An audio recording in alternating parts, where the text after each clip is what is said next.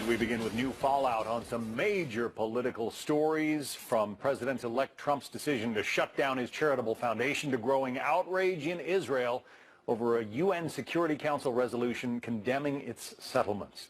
Good morning to you. Welcome to Happening Now. I'm John Scott, and welcome to you, Melissa. Thank you so much. It's great to be back. I'm Melissa Francis, in today for Jenna Lee. President-elect Trump unleashing a series of tweets complaining about criticism of his charitable foundation after he agreed to dissolve it. Mr. Trump also questioning the effectiveness of the United Nations, saying it's just a club where people talk and have a good time. That is amid rising tensions with our key Mideast ally over the president's decision to break with past practice and abstain in a Security Council vote to condemn Israeli settlements in the West Bank and East Jerusalem. Israeli Prime Minister Benjamin Netanyahu blasting that move, which had our ambassador not using the U.S.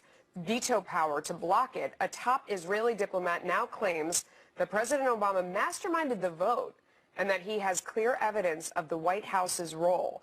This as prominent Republicans accuse President Obama of betraying Israel. Wow, that's a lot. We have Team Fox coverage with John Huddy live in Jerusalem, but we begin with Peter Doocy live in West Palm Beach. So what did we just learn, Peter, about how the president-elect will be communicating with Americans from the White House? That the president-elect is going to keep signing into Twitter even after he is sworn in as president, John. The incoming press secretary, Sean Spicer, just told a Rhode Island affiliate, WPRI, that we should expect to see Mr. Trump expressing his thoughts 140 characters at a time, even after January 20th. Mr. Trump has been busy from Mar-a-Lago on the social network targeting President Obama and the United Nations. As for his predecessor, Mr. Trump doesn't think Mr. Obama should be claiming hypothetical victory of a third term. Tweeting this, President Obama said he thinks you would have won against me. He should say that, but I say no way. Jobs leaving, ISIS, OCAIR, etc. The president-elect is also expressing frustration about that anti-Israel resolution that the United States sat by and let pass. With another tweet, he says this: the United Nations has such great potential, but right now it is just a club for people to get together, talk, and have a good time. So sad. And there is apparently a lot more where that came from on Twitter for the next 4 to 8 years. John. There's also a new appointment, key national security role been filled. Who's in the job there, Peter? It's Thomas Bossert, John, and Thomas Bossert is a veteran of the George W. Bush White House who's been a security consultant since. He's going to get the title of Assistant to the President on Homeland Security and Counterterrorism, and that is a big change because the transition team explains this. The role performed by a deputy national security advisor in the previous administration is being elevated and restored to its independent status alongside the national security advisor, a decision that reflects the unwavering commitment President-elect Trump has to the safety and security of the nation, its people, and territory. And here at Mar-a-Lago today, we're told the president-elect is going to be holding some high-level staff meetings. John? Busy day ahead, and it looks like a nice one for it. Peter Doocy. Thanks, Peter. Way before the U.S. failed to block a Security Council resolution condemning Israel, relations between President Obama and Prime Minister Netanyahu were strained and chilly at best. Now tensions are ratcheted up again as the Israeli ambassador claims the White House masterminded that vote. More team coverage now with John Huddy live in Jerusalem. And John, what are Israeli officials saying about all of this today? Well, Melissa, I spoke with a senior Israeli official a little while ago, not too long ago, who told me that they had personally seen what was described as sensitive material and information proving without a doubt that the Obama administration, that the U.S. was behind this resolution, as you just mentioned, that was voted on by the UN on Friday. And that really remains the position of Prime Minister Netanyahu, who said basically the same thing over the weekend, that the U.S. was behind it, that the U.S. really pushed it forward. And as you mentioned, Israel's U.S. Ambassador Ron Dermer, who was on special report last night, and added this. Listen. We have that evidence, and as I said earlier, we're going to present it to the new administration, and if they choose to share it with the American people, that'll be their choice. He didn't offer any specifics or really elaborate, and we're hoping to get maybe some specifics and details a little bit later. But the fallout's already being seen here in Israel. Prime Minister Netanyahu has recalled Israel's ambassadors to the countries that voted for the resolution, including the U.S. Of course, the U.S. is abstaining from that vote. And Prime Minister Netanyahu maintains that Israel will continue with its settlement policies even over the weekend, possibly indicated that Israel may even step up its settlement construction. He also said that Israel will reassess its ties with the United Nations. Melissa. Wow. Meanwhile, Ben Rhodes, President Obama's deputy national security advisor, he was on Israel's Channel 2 last night. You know, it was quite an interview. Give us a little bit of what he had to say. Well, unsurprisingly, he defended the Obama administration, in particular the concern. He said that the Obama administration has raised concerns in the past about Israel's settlement policies, settlement construction, the effect that could have on peace talks and a two-state solution. And he also added this. When we see laws that aim to legalize outposts, when we see rhetoric that suggests that this is the most pro-settlement Israeli government in history, and when we see the facts on the ground, again, deep into the West Bank, beyond the separation barrier, we feel compelled to speak up against those actions. Well, so far, we haven't heard anything from Prime Minister Netanyahu today or any type of rebuttal to what Mr. Rhodes said last night. But I can tell you this, Melissa, obviously this is on the minds of many people here. It's part of the discussion in the coffee shops, restaurants, on the street. And I've asked people, what do you think about this? And they say, well, dismayed and disappointed. They're not surprised, given the history between Prime Minister Netanyahu and also President Obama. Melissa. All right, a lot more to come, I'm sure. John Huddy, thank you for that. So President-elect Trump is firing back at criticism over his charitable foundation, even as he announced he'll shut it down to avoid, quote, even the appearance of any conflict. Mr. Trump tweeting, I gave millions of dollars to DJT Foundation, raised or received millions more, all of which is given to charity, and media won't report. Joining us now, Vince Coglianese, editor-in-chief of the Daily Caller. Is this a good move on his part, a necessary move, do you think? Well, I think so, especially because any president of the United States, or anybody with this much power, the president of the United States, really should avoid any sort of scenario where you can have money coming in through a side door to a foundation that's in his name in order to potentially influence the president of the United States. We saw this regularly during the campaign as a criticism directed at Hillary Clinton. She ran the State Department, and her Clinton Foundation took in money in many magnitudes higher than the Trump Foundation has ever taken in.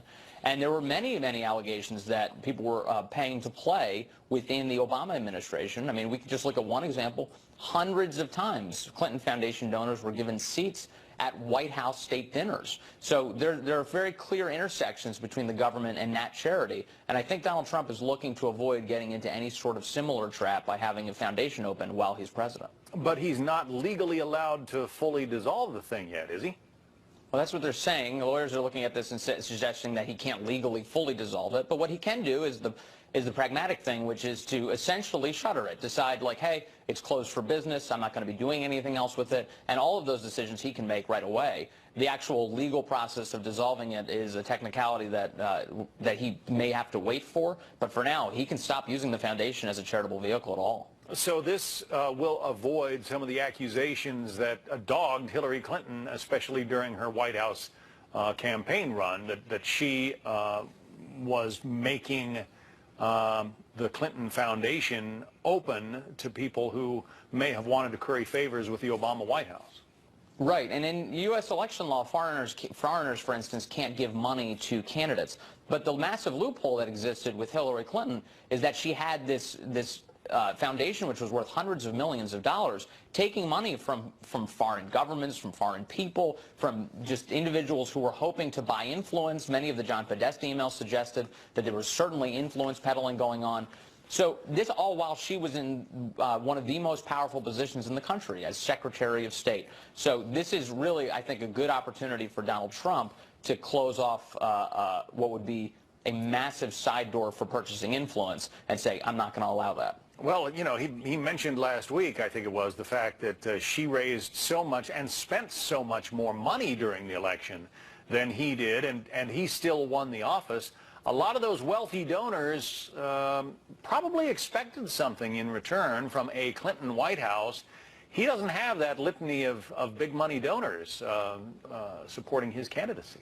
Oh, that's right. I mean, normally after an election like this with so many big donors, you start selling off the nicest ambassadorships to the donors that you like. And we're not seeing that as much with Donald Trump, mostly because there aren't many wealthy donors to speak of. Truly, in a lot of ways, this was a grassroots campaign in terms of fundraising. Also, he didn't, as you mentioned, spend anywhere near the amount that she spent, mostly by diverting away from traditional forms of television advertising, things like that, and focusing on, you know, simple fundraising and micro-targeting and being able to get right in front of the people that they wanted to get in front of. They were an efficient campaign, and in retrospect, looked very smart with spending a little bit of money to get a lot of gain, which is, you know, to win the White House. At the same time, Democrats have been very critical of the Donald J. Trump Foundation, and even the Attorney General of the state of New York is investigating how it raised and spent its money. Do you think that that criticism and maybe that investigation goes away as a result of the president-elect's decision to close the thing?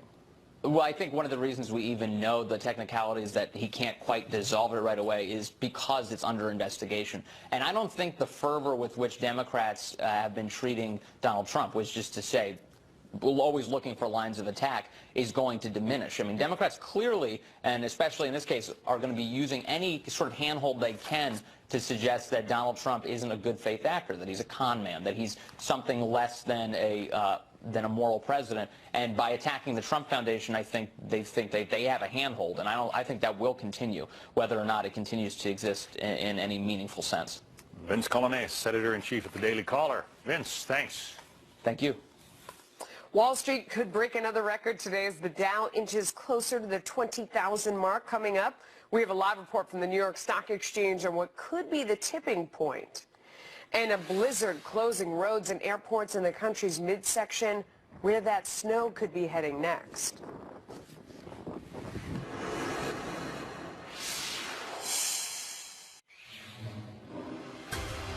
Well, Wall Street is taking aim right now at another milestone. Investors watching to see whether the Dow breaks the 20,000 mark today. Pretty close, 19,961 right now. Fox Business Network's Nicole Petalides live at the New York Stock Exchange with a look at the possibilities. Good morning to you, all sunny and yellow. Good morning, right? Maybe we would have had some sunshine here on the market, but not exactly. It seems like we're so close because we are just less than 40 points away as we speak. However, we got within 20 points, and one trader actually used the phrase, Dow 20,000 is just toying with us. I mean, everybody is just waiting for it. Let me tell you what the traders are saying, the chatter here on the floor as you come in here this Monday morning, waiting for Dow 20,000 again. First of all, the optimism continues. We've had 7 weeks of gains for the Dow. Trump's policies are business-friendly, job-friendly, better tax rates. So they do think the optimism is there. Also that we will hit 20,000 in the near term. Will it be today? Will it be by the end of the year? Maybe in the new year. I say that carefully, but we are going to hit 20,000. Also, we've seen the bank stocks soaring 20-30% since the election, and it is a headline-driven market. Here are the leaders in the Dow since we hit 19,000. We hit 19,000 November 22nd. And now we're almost at 20,000. Here are your best performers, and you can see there are a lot of banks. Goldman Sachs, for example, up 14%. That added over 200 Dow points. JP Morgan, Travelers, Boeing, United Health. Here's my last point that I want to bring to you, and that is the speed in which we're getting from 19,000 to 20,000. Do you know it took 2 years to get from 18,000 to 19,000? And now it's 23 sessions, and we could beat out 1999 because they hit that milestone 24 sessions. So, John, we'll see whether or not we can break a few records here today, and that would be Dow 20,000 on the mark, and that would be huge. And then the speediness in which we see it, which would be 23 sessions from 19,000 to 24,000 to 20,000. So we'll see if we can do that. I will note for the people who follow the NASDAQ hit 5,500 for the very first time today, and that in itself is a big deal. Big numbers are breaking out all over. Good for the 401ks, IRAs. We like Give us a shout if it hits that 20,000 mark. We'll get you back on TV. Thanks, Nicole. A major winter storm leaving thousands without power in the northern plains. Whiteout conditions closing airports in North Dakota and causing flight delays at many others. Now the snow is moving east. Janice Dean is live in the Fox Weather Center to tell us which parts of the country could see severe weather. Janice, it is that time of year, right? Absolutely. And that storm, thankfully, that brought, close to 2 feet of snow across the Dakotas is weakening and now pushing across the East Coast. You can see the warm air ahead of this. I mean, it's 56 right now in New York City, 20 in Minneapolis, so cold air behind it. And we've got a new storm we're going to be watching later this week. But look at the 24-hour temperature change, right? From this time yesterday, 19 degrees warmer, 32 degrees warmer in Caribou, Maine, but that cold air is on the way. And then we've got warm air moving into the northwest. Now, last 24 hours, you see that showery activity pushing across the southeast. Little wintry mix for northern New England. Our next storm system on the heels of that pushing into the west, then across the Great Lakes. And we could be dealing with a nor'easter later on this week, Thursday, Friday. Little too warm, though. It's going to be mainly a coastal rain event. Interior sections, though, could get a big blockbuster storm Thursday into Friday. So watching this very carefully. But New York, enjoy the warm temps. 58 is your daytime high, and then we'll get more seasonal throughout the work week. Back to you, Melissa. All right, talk to me about New Year's. That's what people care about. What's it looking like? Here it is. I don't like to forecast too far in advance. We're forcing you. The temperature not too bad. Okay, it's been much colder than 38 degrees at midnight. We could see some showers late in the game. I think we'll probably be okay at midnight for Kimberly and Eric Bowling, who are going to be out there, enjoying the celebration. So I'll try to keep that rain away from Kimberly's beautiful hairdo. But there's your midnight forecast. What about Eric's beautiful hairdo? Eric's hair doesn't count for anything? He's got a lot of hair. It's very nice hair. You don't want to get it wet. You're absolutely right. I will keep the hair away from the hairdos from both Eric and Kimberly. Rest of the cities look pretty good. Phoenix, you could see a few showers later on. Looking good in Baltimore, in Milwaukee, and Pittsburgh. And looks like we could see some rain in Minneapolis and maybe Seattle. But not too bad. I don't see any places on the map that are really, really, really cold. And it doesn't look like we're going to have a big winter storm or anything in some of the big cities, including New York City. You're a good sport, Janice Dean, for going that far out. I know you don't like to do that. We appreciate the preview. I will refine the forecast. Thank you, refine. Absolutely. Thank you. Janice Dean, the weather machine. We love it. John. And that wet confetti. Oh, it's no not good. good for no anything. good. No. Investigators are trying to learn what caused a Russian military jet carrying 92 people to crash into the sea just after takeoff. Our next guest gives us his take as divers recover at least one of the black boxes. Plus, Congress making big plans to revamp our tax system, how it would affect workers at every income level and your bottom line.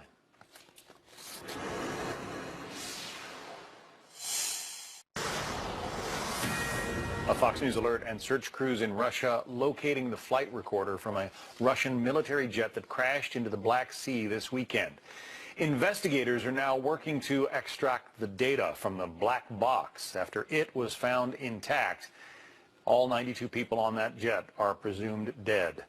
Joining us now, Robert Mark, a commercial pilot and publisher of Jetwine.com. That plane is sort of the Russian version of the 727, right? 3 engines all in the rear. But how unusual is it for 3 engines to just fail at the same time? 3 engines to go out at the same time within, 60, 80 seconds after takeoff is incredibly unusual. I mean, that means that it's probably going to turn out to be something like the fuel, something that would have affected all 3 engines at the same time. They are suggesting, as I understand from Russian media, they're suggesting that this was not terrorism. Can you rule that out that quickly? I don't know how they could possibly do that. I think it's way too early, but what we do know is that the airplane wasn't very high in the air, maybe 1,000 feet, John. I mean, and 1,000 feet when something happens, you don't have a whole lot of time, and they were out over the water, and they didn't have a Sully event. Yeah.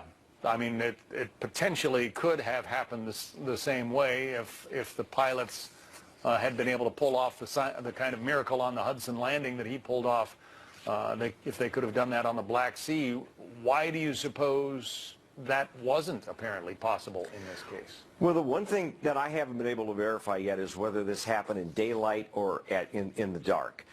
In the daylight, at that altitude, it's really hard anyway. I mean, the Sully event on the Hudson was probably a 1 in a million. But if it was dark, or if it would have been virtually impossible to know where the water was in order to pull up in time. It's been a bad week for Russian aviation. There have been a couple of fatal crashes in Russia involving Russian-made planes. And now there's something called the Sukhoi Superjet, which has been grounded by a Mexican airline because they found cracks in the fuselage. Overall, how would you assess the state of aviation there? Well, if you look at the main airline, Aeroflot, years ago people didn't want to fly Aeroflot because they were flying airplanes like this 154 that crashed. But Aeroflot as an airline has upgraded. It's pretty much all an Airbus fleet these days. It's modern except for the Sukhois. The Sukhois are a relatively new regional jet built in Russia. We're going to have to do some investigating as far as these cracks go because there are other airlines that are flying these airplanes. I remember taking an Aeroflot flight in Siberia once. I was very happy to find that I was on board a Boeing 737, but that was some years ago. Note my astonishment that you're flying Aeroflot. Well, it was, as I said, some time ago. So what about the lessons for American aviation? I mean, we read about U.S. airlines trying to cut costs, trying to, keep expenses very low so they can keep fares low. Are there parallels between what the Russians are experiencing and what some American companies are doing? Well, I think, certainly in the U.S. we have an exemplary safety record, especially the last few years, where we've been seeing most of the accidents around the world. They're happening in areas where the technology is not quite as good. Look at that accident in Colombia last month. Certainly, it comes down to the crew training, to the technology, how well the airplanes are maintained, and we do a great job here in the U.S. Well, we absolutely do. Don't want that point to be lost on our viewers. Robert Mark from jetwine.com. Thank you. Thanks, John. A new Washington Post op-ed claims the incoming Republican administration will hurt millions of low-income Americans, while our next guest says Democrats may actually be the ones threatening the middle class. Plus, Sony dealing with another cyber attack after its Twitter account gets hacked, and the hackers thought it would be fun to spread a rumor about a superstar's death. Isn't that nice? That's next.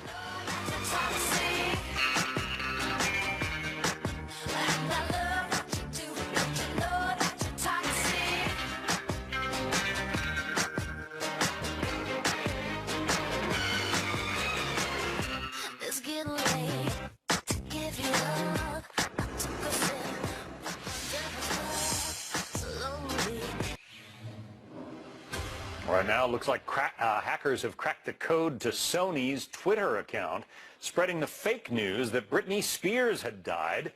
Well, her publicist quickly set the record straight, while Spears tweeted pictures of herself for further proof. William Lajeunesse live in Los Angeles with more. How did this happen, William, and why Sony? I wish I knew, but, considering how much Sony had spent on cybersecurity, John, after that embarrassing attack by North Korea about a year ago, I think we can assume someone there is probably in trouble. So this time it was Sony Music, not Sony Pictures, that got hacked. But the result is the same. When yesterday around 8 a.m., the official Sony Music site said Britney Spears had died. Rest in peace at Britney Spears, followed by a frown-faced, teary-eyed emoji and the hashtag RIP Britney. Another tweet moments later said, Britney Spears is dead by accident. We will tell you more soon. That, of course, prompted her manager to immediately tell reporters Britney is alive and well, and the superstar herself tweeted out some photos about 19 hours ago showing she is indeed alive and well, but the damage was done. Sony had already paid out, John, $8 million for that data breach for compromising information on their employees. And, of course, they spent a lot of money on trying to fix their servers. Apparently not well enough. John? North Korea comes to mind as a possible actor here. Who is to blame for this? Do we know? You know, I don't know if they're still mad about that, but there is this collective of hackers called Armine. It is a very effective group that previously hacked the internet accounts of the co-founder of Wikipedia, the creator of Pokemon, the CEO of Google. Not maliciously, they say, but to prove that an account is vulnerable. Then they sell their services. The Sony account had been hacked apparently by Armine, and that may have been posted by the group itself, but later Sony indeed confirmed in its statement that it had been compromised and apologized to Britney and her fans. Bottom line, if you don't believe everything you read and hear, you can still go see Britney live in Las Vegas at her show. And young men everywhere are rejoicing this morning. William Elijah Ness. William, thank you. You're right. A headline from an opinion piece in the Washington Post catching our eye this morning. It reads, quote, "The safety net is about to be tested." The op-ed reads in part, quote, "Poor Americans are facing the gravest threat to the federal safety net in decades as President-elect Donald Trump takes office, accompanied by a Republican-controlled Congress.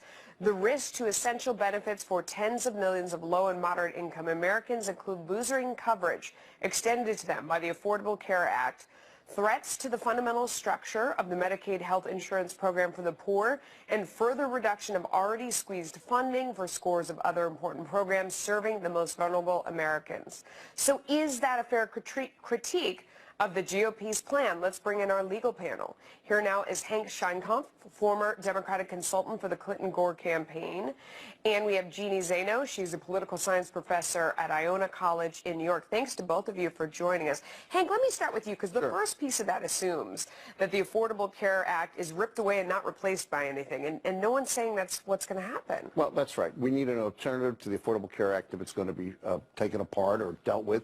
And we need a way to ensure that people have affordable insurance, which frankly is diminishing every day. But more importantly, the constant talk about removing the safety net is likely to hurt the people who most significantly who voted for Donald Trump in the heartland, who are without, who need health insurance, and who need Medicaid and depend on it. Yeah. Jeannie, I mean, is there talk about removing the safety net, or is it in fact that when you look at the data that's provided by the Census Bureau, over the past 8 years, we've seen the gap between rich and poor get larger and larger. We've seen median income fall. We've seen stagnant wages in this country, that in fact people have been driven towards this lower end over the past 8 years. And that's really what is a threat to their income and their well-being. Yeah, I mean, a month ago, Americans were asked to go to the polls, and you had a choice between a Democrat and Hillary Clinton and a Republican and Donald Trump. And people went knowing what they had experienced and endured under the last 8 years. And so you talk about something like the Affordable Care Act. Nobody is seriously considering that it is going to be wiped away. Donald Trump himself said he is going to retain parts, and they are going to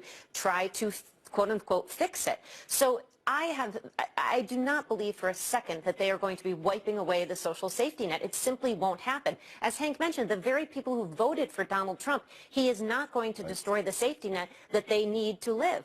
But they are going to pull it back a little bit, and we do need growth. I mean, we need jobs is what we need. But this is the essential argument, Hank, though, isn't it? I mean, it's the essential argument between, are we supposed to be focused and addressing on, the system has already failed, so you have people who are in such desperate straits that they need this sort of aid, or are we focused on the idea of jobs, that people want to work and earn an income and support their family and grow the economy, and that's where so much of the attention should be. They're not mutually exclusive. You need growth in the economy. 1.7% is not growth when you look at what the rest of the world is doing. Number one. Number two, the obsession with trade may very well reverberate to hurt the very people that the incoming administration has talked about helping, and did it with social services and the social safety net. How do you repair it? Well, they've got to come up with a plan. But if you listen to rhetoric over the last several years in the Republican-controlled Senate, certainly taking apart Obamacare is what they call it, has been the talk, not what the replacement might be. And that is significantly important. And that is the challenge, of course, because it's easy to say when you look around at people that it's not working, when you hear from people who are buying insurance that then nobody takes, or they see their premiums and deductibles rise.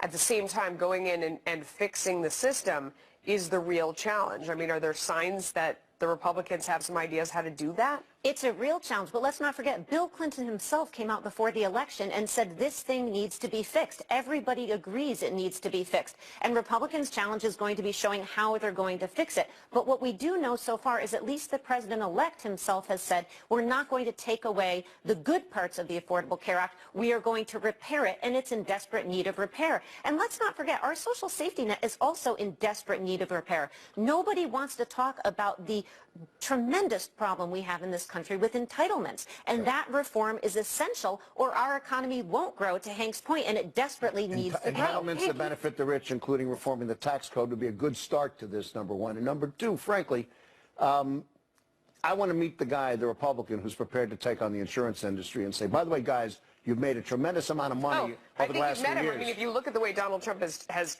treated companies since he's got in, he's not afraid to say that. But let me challenge another point that you've made, because you talk about the fact that the safety net and growth are not mutually exclusive. They're not exclusive. But there are a lot of people that believe what creates that safety net, a huge tax environment and a lot of regulation. That's where you get the money to fund it, and that, in fact, curbs growth. So there are a lot of people out there that very much disagree with your thought. There is a midpoint. You can have the safety net, and you can have regulation, and you can have corporations not run around and do crazy things. And the reason why we have regulations is because corporations have abused their power. It's very simple. Look at the tax code. You want to start to fix this, go to the tax code first. Look at Medicare, figure out what rich people who are on Medicare are going to lose that benefit. Yeah, I mean, really. And in fact, that's one of Donald Trump's first thing that he wants to do is reform the tax code, simplify the brackets. He wants to, expand the deductions so that more people don't itemize, and we see few of those loopholes. I see everybody nodding. Is that the place to start? That is the place to start. And let's be clear, Americans elected a moderate Republican. This is not a conservative by any stretch of the imagination. And this is somebody whose experience is in business. So he's going to be doing exactly what you just said he promised he would do. At least he's going to be trying. The question is, how is the Republican Congress going to work with him? That's been the challenge for Republicans all along, is bringing this coalition together. This op-ed reminds me of the trap that we fall into after every election, is that one party stands up and says, look, we won, we've got this mandate, here's what we want to do, and the other party is sitting in the position of basically throwing tomatoes at the people that are up there trying to make a change for a while. Is that where the Democrats are relegated to, and how do they deal with that? They're really not. In the Senate, you have Chuck Schumer, the incoming minority leader, who is a very smart pal, a very good compromiser, and somebody who can get deals done. What happens in the House? The House is a different kind of problem. You have old-style leadership that needed to be changed. The Democrats didn't do that. Guess what? More throwing tomatoes, more old ideas. Donald Trump is not the Republican, however, that the Republicans wanted. How he gets people to take a real populist look at things instead of a kind of a bourbon Democrat look, which is very elitist, which is who they've been, and change the system is going to be something else. Bourbon Democrat, I like that. All right. Thanks to both of you. Appreciate it. John. We'll talk a little more about this. Congressional Republicans vow they will overhaul the tax system next year. Our next guest talks about how that could affect your family and why he says the plan might end up adding to the deficit.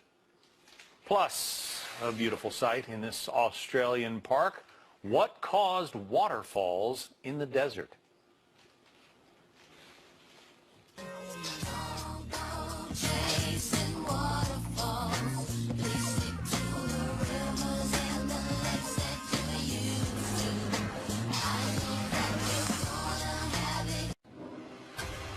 Right now, a powerful rainstorm in Australia causing flash floods, closing the park where tourists come from all over the world to see the Ayers Rock landmark. Record rain also creating an indelible scene at the park, a series of waterfalls transforming that desert region as streams of water were pouring from the mountaintop. Rare and cool. So Republicans in Congress hoping to overhaul the tax system next year. It is a move that would affect Americans at every income level and businesses big and small. Lawmakers haven't revamped the tax code in 30 years. How is that possible? House and Senate leaders promising new tax package will not add to the budget deficit. Gene Marks is a Washington Post contributor. He is also a CPA who is the owner of the Marks Group PC, and he is a small business advocate. So thank you so much for joining us. You heard in the last segment, everybody said it all came down to dealing with the tax code first, which is interesting. That's like doing your math, eating your broccoli. I know, out of the like gate. which comes before. Right. It's a pain in the neck, but it's essential. We heard 30 years is a long time. You know, a lot sad has thing is changed. that I actually remember the last tax overhaul 30 years That is ago, sad. which is really, yeah, Yes. it is. It's making me a little depressed right now. Individual rates will go down. That's one thing that you're saying out of the gate, and a lot of people thinking about that as we come to the end of the year here. To 3 brackets, maxing out at 33%, corporate rates will go down. What does that mean? So what that means is, first of all, none of this is decided. We don't know for sure if this is going to happen, right? But there's a lot of agreement in D.C. about this happening this year. And as a CPA, we're advising our clients to expect lower taxes next year. You're going to have lower taxes, and I'm going to have lower taxes next year. Right now, the top tax rate individually is 39.6%. So there is agreement between both Trump's plan and Ryan's plan as well, Paul Ryan in the House, to bring it down to a top rate of 33% for individuals, which is really great news. There was a, sort of a, well, I guess it's not a myth because it's true, but there were people talking about the fact that some people's taxes could go up in the new year. That would be a result of anticipating making more money. Yeah. So you could pay more tax, but net, you will have more money to take home because that's built on the idea that the income is growing. They're also talking about the standard deduction increasing significantly. And for some people, they might say, well, wait a second, that sounds like we're giving everyone a free holiday, but that's about eliminating a lot of the loopholes or trying to get people to skip them, right? Sure. I mean, the whole, the whole hope is that we get all of our tax returns done onto a postcard. Remember you heard that promise being made? And again, as a CPA, I don't think I'd want that because that would really limit my work. But the standard deduction is something that we have the option of taking as opposed to itemizing our deductions. It's $6,300 for an individual, $12,600 for married couples. Making it bigger reduces the complexity because if you're going to do your tax returns at the end of the year, rather than tiling up all of the itemized deductions and all the different things that you can do, just say, you know what, why don't I just take the standard deductions as one line, that's what it is, makes it easier. And the reason why they're proposing that is because as much as Congress and President-elect Trump wants to simplify the tax code, they're leaving in some things out there that remains sort of complex. They're going to leave in the deduction for charities. They're going to leave in mortgage deductions. They're going to leave in a child care deduction, even a child care credit. So suddenly you're taking these things, you're taking like the tax code, we're going to simplify, but now they're leaving some of these things in. So when you leave that door open, doesn't that sort of open up the door to more of these things? So the higher the standard deduction, the less complex the tax returns. So as soon as the plan gets rolled out, immediately the fighting begins over what the deficit is going to look like and how much more debt we're going to be in. One thing that drives me crazy is that when we do this math, it's very hard to anticipate going forward how much growth is going to be created as a result of lower taxes. We talk about static versus dynamic accounting, which means, like, are you assuming the economy is going to grow by so much? Are you assuming the economy is going to be the same? This is where a lot of the fight comes down to. We don't really know the truth until it happens. And don't you find the same way? I mean, look, it's part of your job. You interview economists and people that are experts in this topic, and you can get 10 people in one room saying, well, if we make these assumptions, this is going to happen. Another 10 people are going to have the exact opposite view. Right now, between the House Republicans, their tax plan would increase the deficit over 10 years by $3 trillion. That seems like a lot. However, Donald Trump's plan right now would increase the deficit by $10 trillion by some estimates. Those are enormous numbers, particularly when our national debt right now is working on $20 trillion. Is that a good number? Is that a bad number? Is that manageable? There are some economists that say, listen, national debt is like your mortgage. If we can have maintenance on it, if the economy is growing and we can make the payments on it, it's okay to have big numbers. You'll have economists that disagree entirely. That's going to be the biggest argument in Washington is we want all these tax deductions. Who's going to pay for it? And whose assumptions make more sense? So I always love to get down to people who are in the trenches like yourself that deal with taxes and stuff and setting aside the idea that if it's simpler, maybe that's less work and revenue for you. What's your gut reaction? I don't think it will be simpler. I don't think that it will be any less work for me. I think that as human beings, we tend to make things more complex just to justify our own existence. So we'll start from one place like we did 30 years ago. Look what's happened in the past 30 years. The code has gotten more and more complex. There are too many special interests out there, Melissa, that are going to be arguing for their rights, their deductions, their credits, their incentives. So you're never going to have that sort of postcard tax return. It's always going to grow in simplicity. But I will tell you this much, taxes will go down next year. Yeah. Whether or not we believe how it's going to be funded or not, we will be paying less taxes next year, and let's hope that that actually contributes to growth. Let's hope that means growth, because when people have more money in their pocket, they feel better, they spend more, businesses invest. Yep. Maybe we'll see this economy take off. Thank you for your expertise. You got it. Thanks really for having me on. appreciate it. John. Well, it propelled us into World War II, and we just marked 75 years to the day since the attack on Pearl Harbor. Today, the Prime Minister of Japan makes a historic visit to that scene, touring the memorial to the victims with President Obama. We're live with that story. December 7th, 1941, a date which will live in infamy.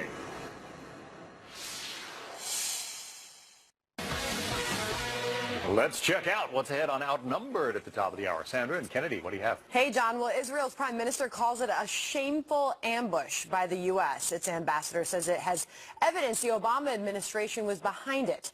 What our historic move at the UN means for relations with our closest Mideast ally, and how will things change under President-elect Trump? All right, plus President Obama says if he could have run for a third term, of course he would have beaten Mr. Trump, who says no way. But who is right, we will discuss. On Twitter, of course. Oh, yes. All that plus our hashtag one lucky guy, Outnumbered, top of the hour. Sounds good. Good we'll to see watch. you. Thanks. Thank you. Right now, a historic visit by the Prime Minister of Japan as he becomes the first sitting Prime Minister to join a U.S. president at the Pearl Harbor Memorial on the USS Arizona.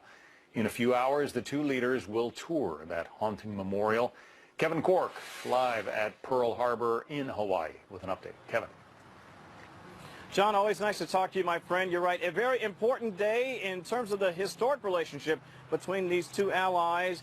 It is a day of reflection and obviously reconciliation as well, as they mark the 75th anniversary of the events that propelled the United States into World War II in the Pacific. As you pointed out, it's the USS Arizona Memorial right here at Pearl Harbor. That's where the two leaders will be. Of course, the Arizona fell by the brutal attack that fateful morning that cost the lives of so many on both sides of the war. It was, after all, December 7th, 1941, as then President Roosevelt politically said, and so powerfully so, a date which will live in infamy. A day also marked by sacrifice, heroism, and the loss of life. This visit by Prime Minister Abe is actually the back end, John, of an earlier exchange at Hiroshima when President Obama marked the end of the war and the lingering effects of the first atomic bomb blast that struck that city. For the Japanese Prime Minister, this visit is also as much about the past as it is the future between our two countries. And that should be a promising future, says America's diplomat to Japan. I think the alliance is so strong and it has so much bipartisan support. I think President Trump, I think that he'll recognize that. This is a day, by the way, John, when we will not only hear from both of the leaders, we'll also watch them take a tour of this solemn and hallowed ground.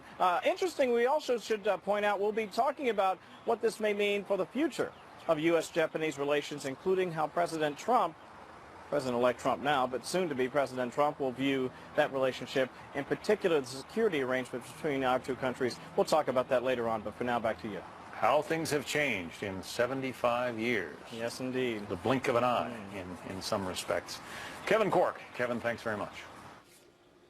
So new in the next hour of Happening Now, more backlash over the United Nations anti-Israel resolution condemning settlements in the West Bank and East Jerusalem, the role of the Obama White House played, and the impact it will have on U.S.-Israeli relations and the Mideast peace process. We're going to go in depth. Brawls in malls across America, fights breaking out on the day after Christmas in several different states. Have you seen this? We are live with the story.